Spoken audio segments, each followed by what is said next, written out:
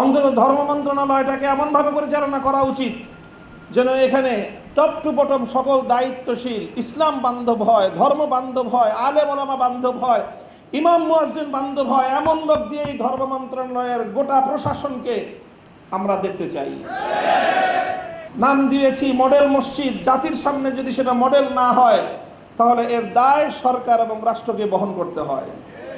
আমি তো আশ্চর্যান্বিত হয়ে গেলাম কিছু তথ্য শুনে যে একটা মডেল মসজিদ যেটাকে সরকারের সাথে সম্পৃক্ত যে মসজিদের কার্যক্রম, সেই মসজিদগুলোতে বিদ্যুৎ বিল সরকারিভাবে পরিশোধ করার ব্যবস্থা নাই।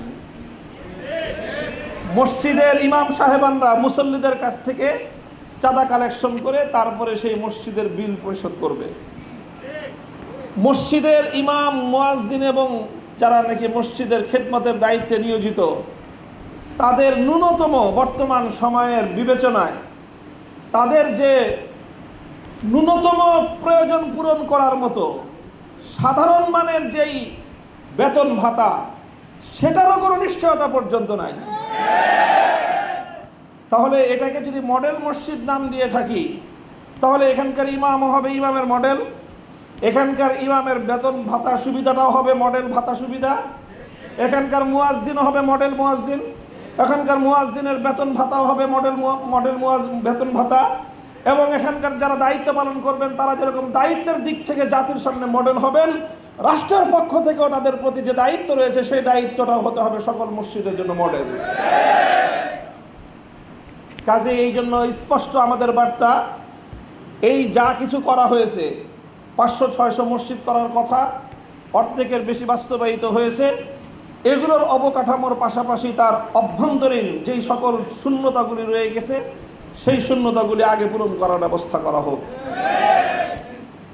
এটা চিন্তা করা যায়, এখন একটা অজপাড়া গায়ে একটা পঞ্চায়েত পরিচালনা করে যে মসজিদ, আরে এলাকার একটা ছোট্ট গ্রামের সাধারণ একটা সমাজ, আপনারা জানেন গ্রামগঞ্জে যে সমাজ ব্যবস্থা এখনো আছে, একটা দুইটা তিনটা পরিবার মিলে একটা সমাজ হয়, সেই সমাজও একটা মসজিদ যখন পরিচালনা করে, ভাঙ্গা কুড়ে ঘর, টিনের ঘর, বিল্ডিং করার মতো সামর্থ্য তাদের নাই, সেই কুড়ে ঘরের একটা মসজিদের ইমামকেও তারা যতটুকু সম্মান করে, আমি আমার জানা মতে মডেল মসজিদগুলোর ইমামকে আমার এই সরকার, আমাদের এই রাষ্ট্র সেই সম্মানটুকু করতে পারে না।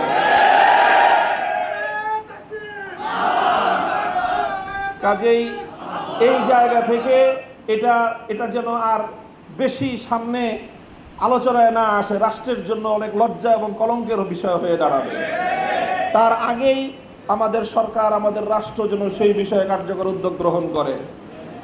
সবচেয়ে বেশি আসবে যেহেতু মসজিদগুলোর দায় দায়িত্ব ধর্ম মন্ত্রণালয়ের উপর এবং ইসলামিক ফাউন্ডেশনের সাথে সংশ্লিষ্ট ধর্ম মন্ত্রণালয়, ধর্মমন্ত্রী আলহামদুলিল্লাহ তিনি বাংলাদেশের প্রথিতযশা একজন আলেম। বর্তমান সময়ে মানুষ তাকায় থাকে ধর্ম মন্ত্রণালয়ের, ধর্মমন্ত্রীর, আলেম ওলামাদের, হুজুরদের কোনো ভুল ত্রুটি পাওয়া যায় কিনা। কাজে আমরা সেই জায়গা থেকে বলবো যে আলহামদুলিল্লাহ ওলামায়ে কেরাম, আলেম সমাজ যখন কোনো দায়িত্ব তাদের কাঁধে অর্পিত হয়, তারা অন্য 10 জনের চেয়ে আরও ভালো আমানতদারির সাথে, আরও ভালো দক্ষতা এবং যোগ্যতার সাথে সে দায়িত্ব পালন করার নজির তারা রেখে যান।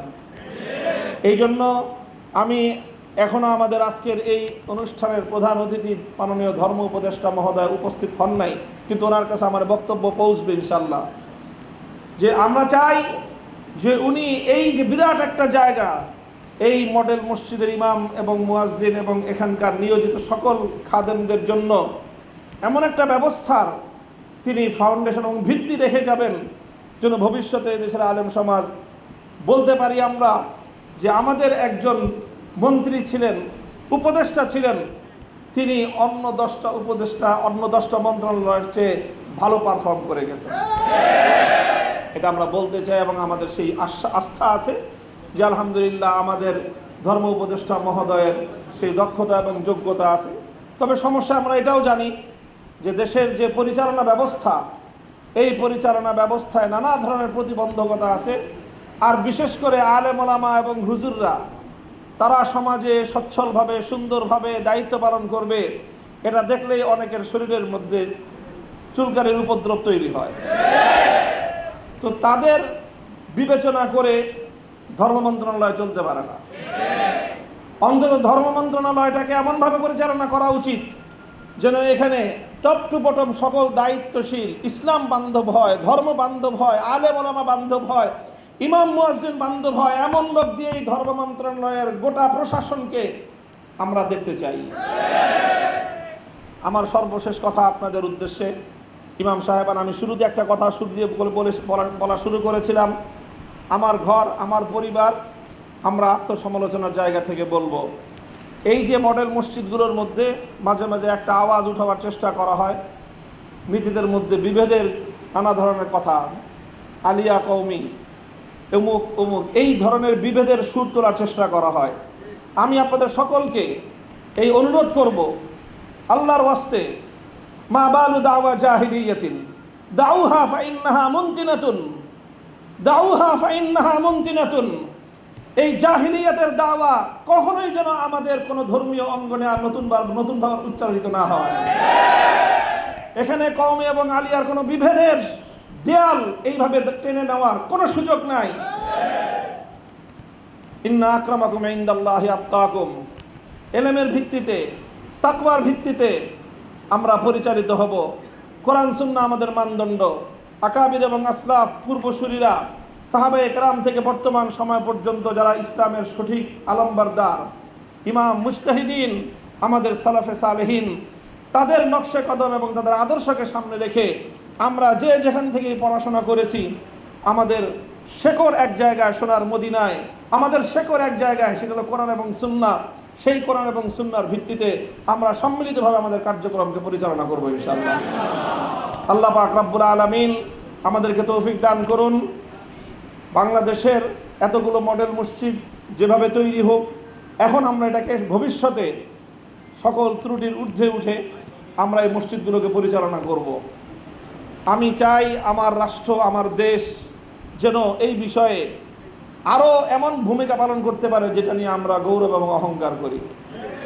একটা কথা বলার লোভ সংবরণ করতে পারলাম না। আত্ম উপলব্ধির জন্য আমার সরকারের, আমার রাষ্ট্রের আত্ম উপলব্ধির জন্য আমি বলে যাই, আমরা তো আলহামদুলিল্লাহ বাংলাদেশ সর্বদিক থেকে যথেষ্ট অগ্রগামী একটা রাষ্ট্র। অর্থনৈতিক দিক থেকে এখন বলা হচ্ছে গোটা এশিয়ার অন্যতম রোল মডেল। আমরা পার ক্যাপিটা ইনকামের হিসাব করলে আমরা অনেক বেশ অগ্রসরমান একটা রাষ্ট্র। ইভেন এই দক্ষিণ পূর্ব এশিয়ার মধ্যে আমাদের সিরিয়াল অনেক ঊর্ধ্বের দিকে। সেই তুলনায় একটা রাষ্ট্র, 50 বছরের যুদ্ধ বিধ্বস্ত একটা দেশ আফগানিস্তান, ইমারাতে ইসলামিয়া, যার নাম পৃথিবীর এখনো একটা রাষ্ট্র মাত্র তাকে স্বীকৃতি দিয়েছে, আর 41টা রাষ্ট্রের সাথে তার ডিপ্লোম্যাটিক সম্পর্ক তৈরি হয়েছে। গোটা আরব বিশ্ব তাদেরকে ডিপ্লোম্যাটিক অ্যাক্সেস দিয়েছে। আমাদের এই ভারতবর্ষেরও, ভারত, পাকিস্তান সহ দক্ষিণ এশিয়ার প্রায় সবগুলো রাষ্ট্র তাদেরকে অ্যাক্সেস দিয়েছে। কিন্তু শুধুমাত্র আরব বিশ্বের কুয়েত আর এই দক্ষিণ এশিয়ার শুধুমাত্র বাংলাদেশ তাদের সাথে এখনো পর্যন্ত কূটনৈতিক কোনো সম্পর্ক স্থাপন করে নাই। একটা মুসলিম রাষ্ট্র যাদের সাথে চায়না, রাশিয়া সহ অগ্রসর হয়ে এসে সম্পর্ক স্থাপন করে, আমরা বাংলাদেশ একটা মুসলিম জাতি, ক্ষুধা পীড়িত, দারিদ্র পীড়িত, যুদ্ধ বিধ্বস্ত এরকম একটি মুসলিম জাতির উন্নয়নের পিছনে আমরা কেন অন্য 10 জনের চেয়ে পিছিয়ে থাকব? আচ্ছা ঠিক আছে, আমরা নিজেরা তাদের থেকে নাকি অনেক উন্নত যদি হয়ে থাকি, তাহলে সেটা কথায় নয়, কাজে প্রমাণ করা উচিত। সেখানে 6.5 লক্ষ বর্গ মাইলের বিশাল দেশ, এই দেশে যত মসজিদ আছে সমস্ত মসজিদের বিদ্যুৎ বিল সরকারিভাবে প্রদান করা হয়। আমাদের তো পার ক্যাপিটা ইনকাম তাদের থেকে 10 গুণ বেশি। আমাদের রাষ্ট্র এখনো পর্যন্ত বাংলাদেশের একটা মসজিদের বিদ্যুৎ বিল নিজে পরিশোধ করতে পারে না। এটা রাষ্ট্রের জন্য দুঃখজনক এবং একটা লজ্জাজনক অধ্যায়। এই রাষ্ট্রের দায়িত্ব নেওয়া উচিত, কর্তব্য করণীয় করা উচিত। শুধু মুখের কথা দিয়ে চিরা ভিজে না, দায়িত্ব পালন করা উচিত। সেই জায়গাটা থেকে আমি বলবো, যদি এরকম একটা যুদ্ধ বিধ্বস্ত একটা দেশ যদি তার সকল মসজিদগুলো রাষ্ট্রীয় খরচে পরিচালনার দায়িত্ব গ্রহণ করতে পারে, তাহলে আমার বাংলাদেশ কেন পারবে না? অবশ্যই পারবে। দুর্নীতি এবং নানা ধরনের অনিয়মের যদি আমরা জাতাকল থেকে মুক্ত হতে পারি, তাহলে ইনশাআল্লাহ বাংলাদেশ এই ক্ষেত্রে আরো উন্নত, আরো সুন্দর রোল প্লে করতে পারবে ইনশাআল্লাহ।